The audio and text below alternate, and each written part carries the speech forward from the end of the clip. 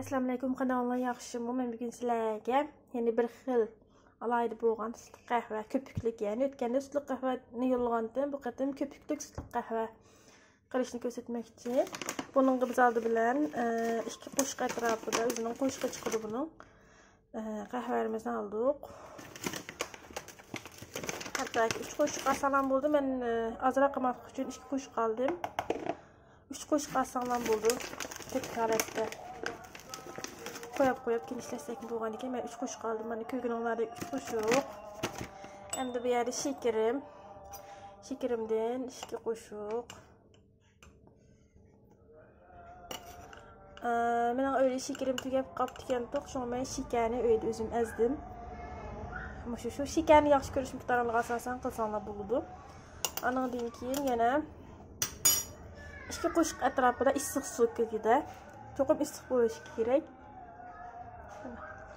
Bu 2 qo'shiq atrofida bo'ldi. Endi buni chalg'imiz bilan, ko'ptirgichimiz bilan toza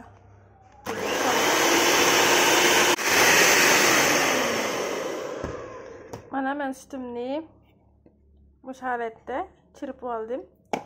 Endi bu mikserning uchini chayqib etib, sütni isitib olaman. Cho'qim issiq bo'lishi kerak. Azroq sütni elib, o't qo'yib o'choqda isitib olaman. Mana men o'choqda isitib oldim bu sütümni. Ama isish jarayonida atroflarga bu qachida kuyib ketdi ekan zaten, shunda bo'lib qoldi. Endi men buni bu ko'ptirgichim buning bilan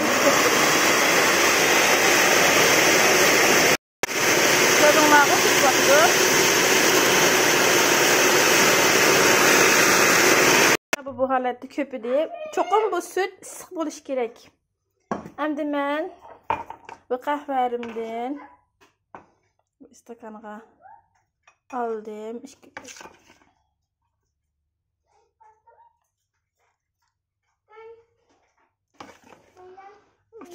atrofida ko'rdinglar, bu holatda aldım. Endi ustiga bu sütümden köpüğü yo'q tarafidan azroq qo'shiqda men uchun tutib olish orqali qo'shiqda andan to'kman. Mana men sütni ayirib oldim, issiq sütni köpüğüden. Endi buni to'kdim. Ko'rganinglardek. Endi buning ustiga ko'rdinglar, sütning köpüğü.